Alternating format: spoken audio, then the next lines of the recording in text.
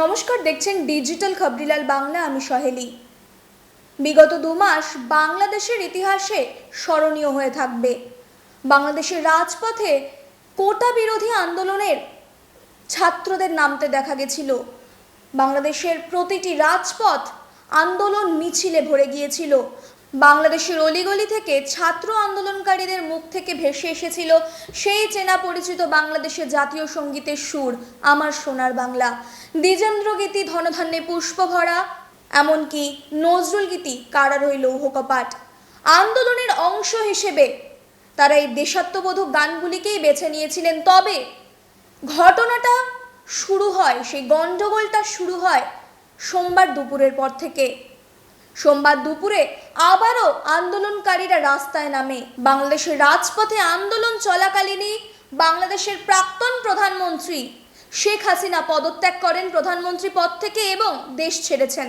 সমস্যাটা যে এখানেই মিটে গেছে, গন্ডগোলটা যে এখানেই থেমে গেছে তা কিন্তু নয়। বাংলাদেশ এখনও নিয়ন্ত্রণের বাইরে। শেখ হাসিনা পদত্যাগ করে বাসভবন ছেড়ে দেশ ত্যাগ করলে তারপরেই গণভবনে ঢুকে পড়েন বিক্ষোভকারীরা। সরকারি বাসভবনে ঢুকে চলতে থাকে লুটপাট। সেই লুটপাটের তালিকায় কি ছিল না, সমস্ত কিছু। গণভবনের টিভি, ফ্রিজ, এমনকি রান্নাঘরে ঢুকে রান্না করে সরকারি কর্মচারীদের জন্য করে রাখা রান্নাবান্না, সমস্ত কিছু খাওয়া দাওয়া করা, এমনকি গণভবনের হাঁস, মুরগি, ফ্রিজ, টিভি থেকে শুরু করে কম্পিউটার, মনিটর, সিপিইউ, এমনকি সোফাকে পর্যন্ত সরকারি বাসভবনের বাগানে বের করে এনে সেখানে বহু যুবক নিশ্চিন্তে ফোন ঘেটেছেন, এমনকি নানান ধরনের সেলফিও তুলেছেন। এমনকি বিছানায় উঠে সেখানে শুয়ে ছবি তুলেছেন এক যুবক। এমনকি সেই আন্দোলনকারীদের মধ্যে কিছু মহিলাও ছিলেন।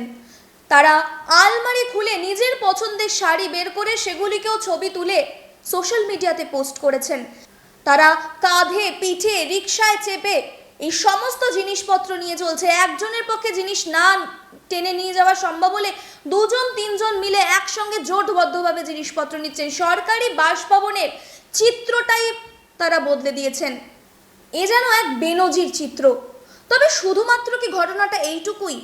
না, এর পরেও দেখা গেছে বঙ্গবন্ধুর মূর্তিতে জুতোর মালা পরানো, সেটাকে হাতুড়ি দিয়ে ভেঙে ফেলা, নানান সরকারি নেতা মন্ত্রীদের বাড়িতে হানা দেওয়া, এমনকি ধর্মীয় প্রতিষ্ঠানগুলিকেও আক্রমণ করা হয়েছিল বলেই কিন্তু নানান চিত্র সোশ্যাল মিডিয়াতে উঠে এসছে।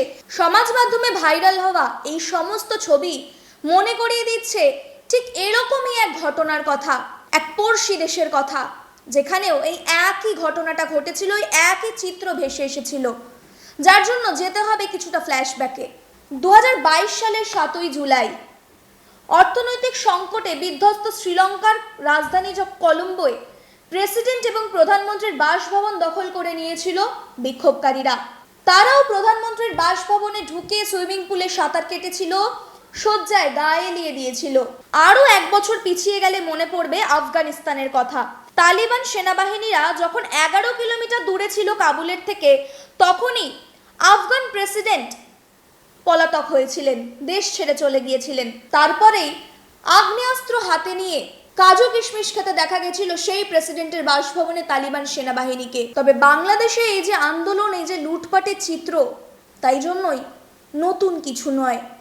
তবে আন্দোলনকারী যারা ছিলেন, যারা কোটা বিরোধী আন্দোলন করেছিলেন, সেই ছাত্র আন্দোলনের ছাত্রদের মারফতে যে সমস্ত খবর পাওয়া যাচ্ছে যে যারা সোমবার বাংলাদেশের রাজপথে আন্দোলন ঘটিয়েছিল, তাদের মধ্যে অনেকেই সেই কোটা বিরোধী আন্দোলনের ছিল না, অনেকেই ছিল নতুন মুখ। তাহলে প্রশ্ন একটাই উঠছে, তাহলে এরা কারা? যাদেরকে আন্দোলনে সোমবার রাজপথে নামতে দেখা গেছিল, তারা কারা? বাংলাদেশের পরিস্থিতি পরবর্তীতে ঠিক কি হতে চলেছে? এই পরিস্থিতি কি আদেও সেনাবাহিনী নিয়ন্ত্রণে আনতে পারবে? কারণ এখনো নিয়ন্ত্রণের বাইরে বাংলাদেশ। কি হতে চলেছে আগামী দিনে? এই সমস্ত দিকে ডিজিটাল খবরিলাল বাংলার নজর থাকবে। আর আপনার নজর থাকুক ডিজিটাল খবরিলালের পর্দায়। খবর আপনাদের, নজর আমাদের। ডিজিটাল খবরিলাল, খবর আপনাদের, নজর আমাদের।